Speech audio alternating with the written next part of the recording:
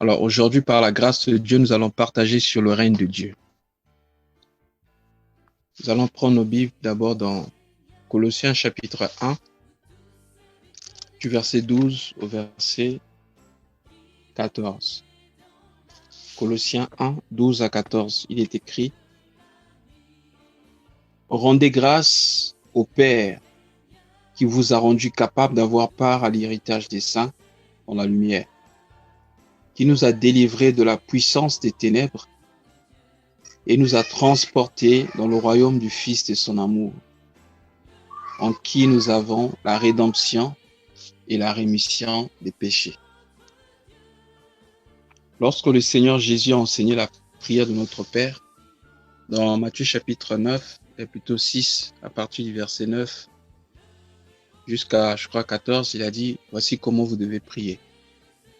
Quand vous priez, dites, notre Père qui es aux cieux, que ton nom soit sanctifié et que ton règne vienne. Dans la prière de notre Père, le Seigneur Jésus veut que nous puissions souhaiter ou prier pour que Dieu puisse régner. Et ensuite, on dit que ta volonté soit faite sur la terre comme elle est au ciel. Et bien aimé, c'est quoi le règne de Dieu? Lorsqu'on parle de règne, cela nous rappelle déjà qu'il y a un roi. Et dans chaque royaume, il y a non seulement le roi, mais il y a aussi la façon de faire du royaume, il y a le langage du royaume, et il y a bien aimé les valeurs du royaume. Dans Colossiens chapitre 1, la Bible nous montre ici que dans les sphères spirituelles, il existe deux royaumes. Je crois que le Seigneur Jésus a parlé de ça dans le livre de Matthieu chapitre 12, si je ne me trompe pas. Il avait chassé un démon et les pharisiens, voyant cela, ils ont dit que c'est par Belzéboul, le prince des démons, que tu chasses les démons. Et lui va dire, si Satan chasse Satan, alors son royaume ne pourra pas résister ou exister. Et par là, nous comprenons qu'il existe deux royaumes. C'est pourquoi dans Colossiens chapitre 1, verset 13, on dit, il nous a délivrés de la puissance des ténèbres et il nous a transférés dans le royaume du Fils de son amour. Qu'est-ce que nous voulons dire? Le monde physique est un, mais le monde spirituel est divisé en deux compartiments. Et tout ce qui se passe sur la terre physiquement est le résultat de ce qui a pris lieu spirituellement. Voilà pourquoi il nous arrive de faire des songes. Tu fais un songe quelques jours ou le jour suivant, tu te rends compte que tu vis exactement ce que tu avais vu dans le songe. Cela signifie que ce qui se passe physiquement commence au niveau spirituel. Voilà pourquoi, étant fils du royaume des cieux, fils de Dieu, nous devons bien aimer apprendre à nous préparer spirituellement. Et cela me rappelle un homme dans la Bible qu'on appelait Esdras. Dans Esdras chapitre 8, je crois que c'est du verset 21 au verset 23. Esdras devait faire un voyage pour retourner à Jérusalem. Mais Esdras dit, j'aurais eu honte de demander l'escorte au roi parce qu'il avait dit au roi que le Dieu qu'il servait était le roi, le Dieu tout-puissant et que sa protection était sûre, ceux qui marchaient avec lui. Alors, il publia un jeûne de 3 jours, il dit, afin que nous puissions avoir un heureux voyage.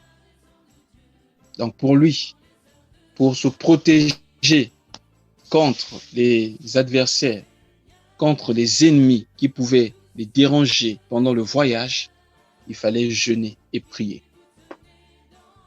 Donc, le jeûne et la prière qu'ils avaient fait là, à côté de ce fleuve d'Havana, étaient suffisants pour qu'ils puissent avoir un voyage heureux. Bien-aimés dans le Seigneur, quelquefois, nous ne vivons pas ce que Dieu a prévu pour nous. Nous vivons quelquefois la volonté permissive de Dieu, simplement parce que nous n'apprenons pas à nous préparer spirituellement. Frère, Jésus-Christ est la parole faite chair. Il est la manifestation du Dieu invisible. Mais la Bible dit dans Hébreux chapitre 5, verset 7, parlant de lui, La Bible dit, pendant le jour de sa chair, il priait avec un grand cri et avec larmes. Il savait bien aimer préparer ses journées spirituellement. Voilà pourquoi il était toujours vainqueur. Alors que tout le monde dormait très tôt le matin, lui, il était là dans la présence du Père. Il priait, il préparait les journées. Frère, apprenons à préparer nos journées, à préparer tout ce que nous faisons dans la prière. C'était ça le secret de Jésus et le secret de plusieurs personnes qui nous ont dévancés. Ce n'est pas notre sujet de ce soir. Nous parlons plus du royaume des cieux. C'est quoi le royaume? Nous avions dit, le royaume, c'est là où Dieu règne. Et là où Dieu règne, on retrouve le langage de Dieu, on retrouve le caractère de Dieu. Et bien aimé, là où Dieu règne, c'est la présence de la lumière. Et lorsque Dieu règne dans une vie, le ténèbre, bien aimé, se dissipe et disparaît. Mais comment faire pour avoir accès au royaume de Dieu? La Bible dit, rendons grâce à Dieu qui a fait que nous puissions avoir part à l'héritage des saints dans la lumière, mais qui nous a délivrés de la puissance des ténèbres et nous a transférés dans le royaume du Fils de son amour. Frère, il n'a pas dit qu'il va nous transférer, mais il nous a transférés. C'est-à-dire le verbe utilisé ici est conjugué au passé. Ça veut dire quoi? Pendant que physiquement nous sommes sur terre, spirituellement, il nous transfère dans le sphère spirituelle afin que nous soyons assis avec Christ. Je crois que Éphésiens 2, 5 à 6 nous parle de cela. La Bible dit, on va lire ça quand même, c'est important. Éphésiens chapitre 2, 5 à 6. Comment expérimenter ce transfert? Éphésiens chapitre 2, 5 à 6. Il est écrit, nous étions morts. Bon, pour plus de compréhension, je commence à partir du verset 4. Mais Dieu qui est riche en miséricorde, à cause du grand amour dont il nous a aimés, nous qui étions morts par nos offenses, nous a rendus à la vie avec Christ. C'est par la grâce que vous êtes sauvés. Verset 6. Il nous a ressuscités ensemble et nous a fait asseoir ensemble dans les lieux célestes en Christ. Vous voyez? C'est la même chose qui est citée ici dans Colossiens chapitre 1. La Bible dit, il a fait que nous puissions avoir part avec l'héritage des saints, part à l'héritage des saints dans la lumière, mais pour que nous puissions avoir part à cet héritage, il fallait que nous puissions connaître ce transfert. Et ce transfert-là, c'est par le processus du salut. Or, pour expérimenter le salut, il faut passer par la repentance. Bien aimé, quand on parle du salut, dans le salut, bien aimé, il y a deux mots. Il y a la repentance, plutôt quand on parle de la conversion, il y a la repentance et la foi. Et l'apôtre Paul prêchait ça, la repentance et la foi en Jésus-Christ. Se repentir de ses œuvres mortes, se repentir de ses péchés et ensuite se tourner vers Dieu, avoir foi et continuer à marcher avec lui dans la lumière. Donc, il ne suffit pas de s'arrêter à faire cette déclaration comme cela se passe aujourd'hui souvent dans les églises, où on fait cette déclaration, j'accepte Jésus, je fais cette prière, la prière, on appelle souvent la prière du salut. Certains ont fait cette prière de façon émotionnelle et finalement, il n'y a pas eu de changement. J'ai eu des frères comme ça dans les églises, à chaque fois qu'on fait l'appel pour le salut, les frères se lèvent toujours. Donc, on ne sait pas si ils faisaient semblant ou encore c'était pas de cœur qui prenait des décisions. Bien-aimés dans le Seigneur, pour expérimenter le salut, le geôlier avait demandé à Paul et Silas, que devons-nous faire? Paul a dit à cet homme, crois en Jésus-Christ, tu seras sauvé toi et ta famille. Mais avant la foi en Jésus, bien-aimé, il y a la conversion, la repentance. Il faut se tourner vers la lumière. Qu'est-ce qui s'est passé avec l'enfant prodigue? L'enfant prodigue, et alors qu'il était dans la présence du Père, il décida de prendre ce qui lui appartenait. Il est parti loin du Père. Qu'est-ce qui s'est passé? Il a quitté le soleil. Hein, je ne sais pas que Dieu est le soleil, c'est juste pour montrer, pour expliquer la lumière. Il a quitté le soleil pour aller vers les ténèbres. Parce que, bien aimé, quand tu donnes ton dos au soleil, tu ne verras que les ténèbres devant toi. Et pour enlever les ténèbres devant toi, il faut simplement se tourner vers le soleil. Tu verras que les ténèbres ou ton ombre sera derrière toi. Le fils prodigue était allé loin du Père. Il croyait qu'il pouvait réussir. Bien-aimé, loin de Dieu, c'est la sécheresse. Loin de Dieu, bien-aimé, c'est la mort. Loin de Dieu, ce sont les ténèbres. Et lorsqu'il est parti, il se trouva dans la galère parce qu'il avait perdu tout ce qu'il avait. Et la Bible dit, il voulait même manger la nourriture des pourceaux et personne ne pouvait lui en donner. Mais Luc 15, 17, j'aime beaucoup ce passage qui dit, il s'est mis à réfléchir. Dans d'autres versions, il dit, étant entré en lui-même, il s'est dit, combien de mercenaires mangent à satiété dans la maison de mon père? Je me lèverai et je retournerai vers mon père. Et je dirai à mon père, je péchais contre toi et contre le ciel. Je ne suis pas digne. Il a pris la décision, mais il était aussi revenu vers le Père. Mais ce que j'aime, bien aimé, dans cette parabole de Luc chapitre 15, nous voyons bien le cœur de Dieu. Le Père ne l'attendait pas dans la maison. Le Père l'attendait dehors. Pour dire quoi? Lorsque nous sommes dans le péché, Dieu espère que nous puissions revenir. Mais quelquefois, Dieu attendra que nous puissions faire le premier pas de retour. Car il est écrit, revenez à moi et je reviendrai à vous. Quand le fils prodigue faisait un pas, Dieu faisait, le père faisait 10 pas. La Bible dit, avant même que le fils arrive dans la maison, le père courut et l'embrassa. Sa repentance n'était qu'une formalité. Il n'a même pas eu le temps de dire au père ce qu'il avait fait, parce que le père avait déjà lu son cœur. C'est pourquoi la Bible dit, le baptême, le vrai baptême, c'est l'engagement d'une femme, c'est l'engagement bien aimé, l'engagement. Hein, le passage dit c'est l'engagement, le baptême qui vous sauve. Disons un peu ça, je ne vais pas dire le contraire, c'est dans 1 Pierre chapitre 1, je crois le verset 21. Voilà, l'engagement d'une bonne conscience. Voilà le mot que je cherchais. Le baptême qui vous sauve, c'est l'engagement d'une bonne conscience. Ce n'est pas simplement le fait d'aller se faire baptiser dans l'eau. Moi, il y a des frères avec qui on s'est baptisé, on s'est fait baptiser le même jour. Pour eux, c'était juste se laver comme s'ils étaient allés à la piscine. Ce qui se passe extérieurement doit découler de l'intérieur.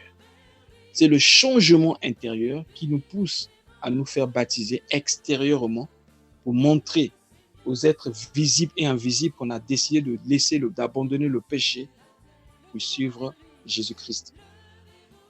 Et c'est par là que nous allons connaître ce transfert.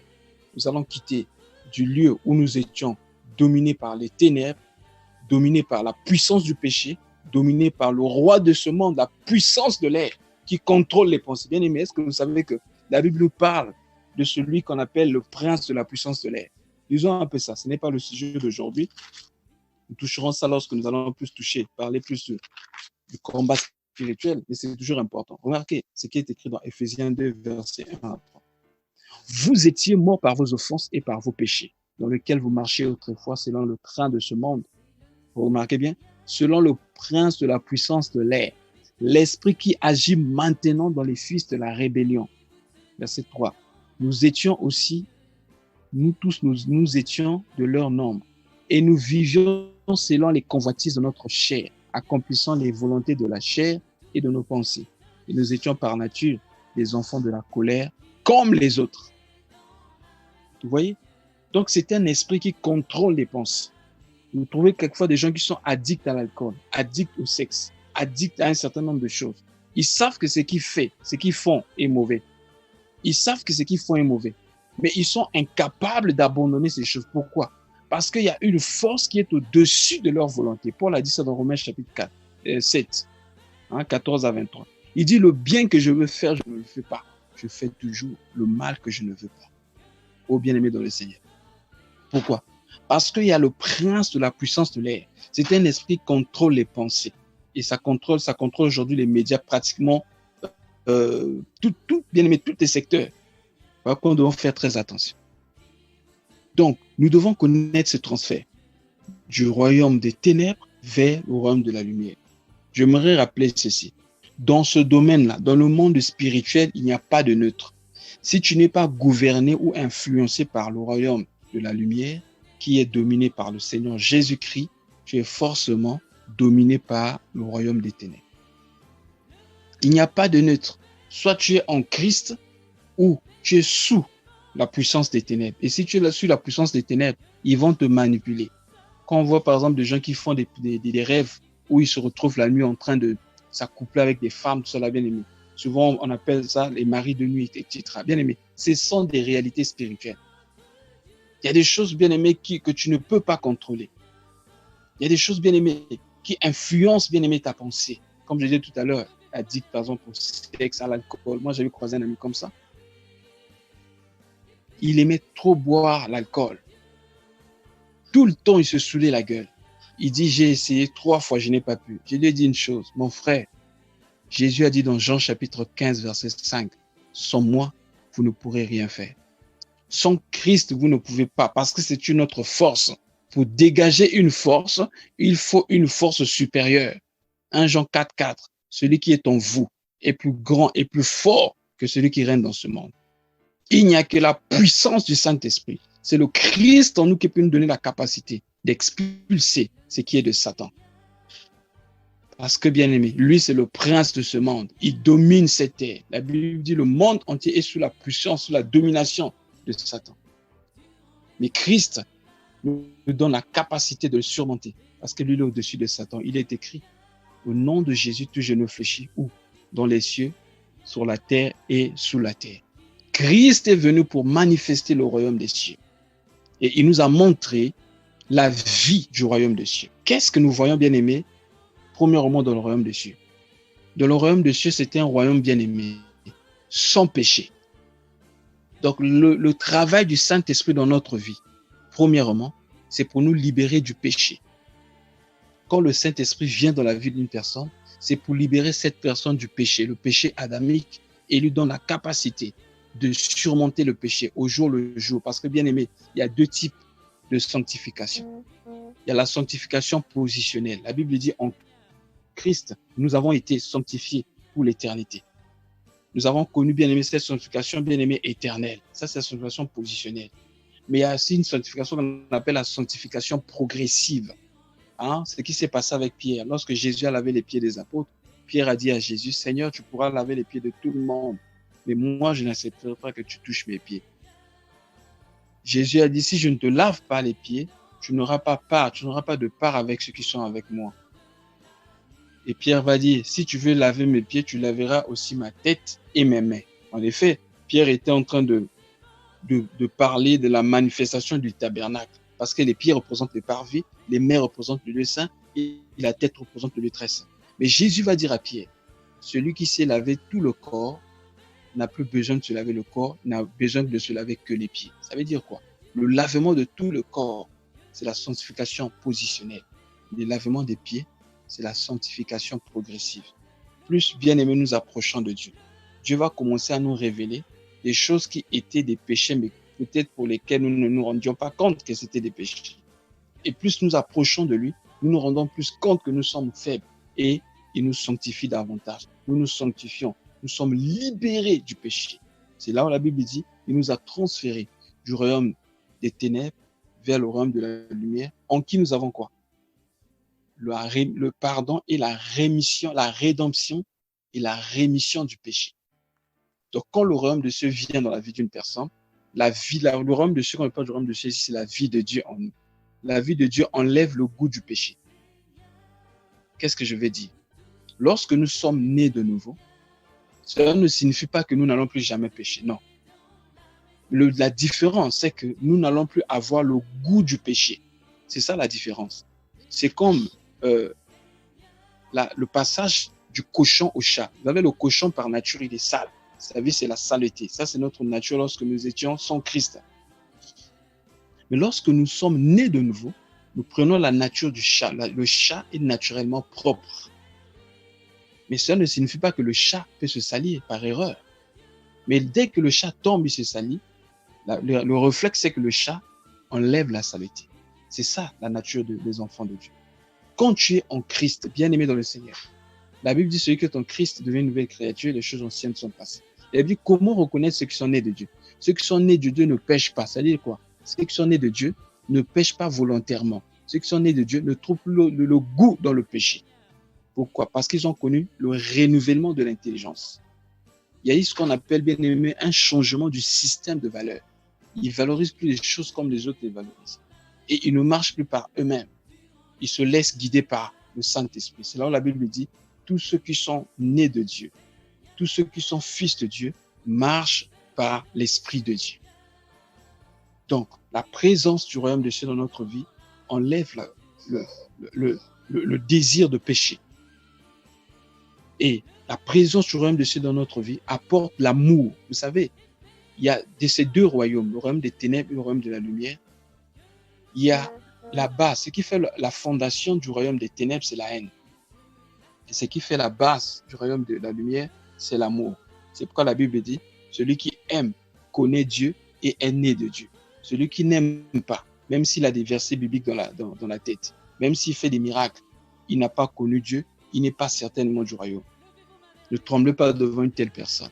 Parce que Jésus a dit à la fin, certains diront, nous avons prêché en ton nom, chassé les démons, fait beaucoup de miracles. Mais Jésus leur dira, je ne vous ai jamais connu. Parce que si tu dis que tu connais Dieu, tu dois marcher dans l'amour. Donc le fondement, la fondation du royaume des cieux, de la présence de Dieu, c'est l'amour. Quand l'amour de Dieu vient dans ton cœur, il te donne la capacité d'aimer même tes ennemis. Il te donne la capacité de supporter l'insupportable. Il te donne la capacité d'aimer comme Christ a aimé. Parce qu'en fait, la Bible dit dans Romains 5,5 qu'il a déversé son amour dans nos cœurs par le Saint-Esprit. Bien aimé, nous devons accepter, permettre que le règne de Dieu vienne dans notre cœur. Mais il n'y a qu'un seul passage. Pour que Dieu règne dans notre cœur, nous devons nous repentir. Prendre la décision de ne plus pécher. Prendre la décision de ne plus retourner. Donner le dos au péché. Et c'est Christ qui va nous donner la force de marcher dans la sainteté. Bien aimé, personne ne peut marcher dans la sainteté par elle-même. Ce n'est pas possible. Ce n'est pas une question de discipline, mais c'est par la grâce de Dieu que nous pouvons marcher. C'est par la grâce de Dieu. Et si Dieu nous donne la grâce de marcher dans la sainteté, nous ne devons pas nous enorgueillir, mais continuer à dépendre totalement de lui, car c'est de lui que nous sommes. Bien-aimés dans le Seigneur. Nous allons lire un passage pour permettre le règne de Dieu. Nous devons accepter le dépouillement de tout ce qui est des ténèbres. Faute de temps, nous allons seulement lire et nous arrêter là.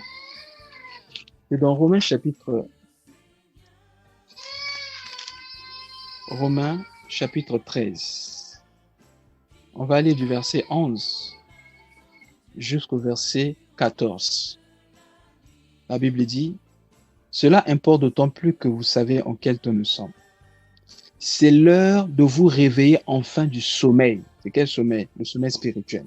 « Car maintenant le salut est plus près de nous que lorsque nous avons cru. » Verset 12. « La nuit est avancée et le jour approche. Dépouillons-nous donc des œuvres des ténèbres et revêtons les armes de la lumière. Marchons honnêtement comme en plein jour, loin des excès, de l'ivrognerie, de la luxure, de l'impudicité, des querelles et des jalousies. Mais revêtez-vous du Seigneur Jésus-Christ. N'ayez pas soin de la chair pour en satisfaire les convoitises. » Qu'est-ce que je vais dire en lisant ceci? Pour que nous puissions revêtir le Christ ou les armes de la lumière, nous devons nous défaire, nous dépouiller des armes des ténèbres. Dieu n'habite pas dans la saleté. Dieu n'aime pas la saleté. Il est vrai que Dieu aime le pécheur, mais Dieu n'aime pas le péché. C'est lorsque nous nous dépouillons du péché, nous acceptons de gré d'abandonner le péché, bien que ça soit peut-être difficile. Et c'est alors que nous recevons la grâce de Dieu, la force de Dieu pour marcher dans la sainteté. Donc, bien aimés, c'est par là que nous allons nous arrêter. Nous allons nous arrêter faute de temps. Que le Seigneur nous bénisse tous, qui nous donne la force de marcher dans ses voies. Amen.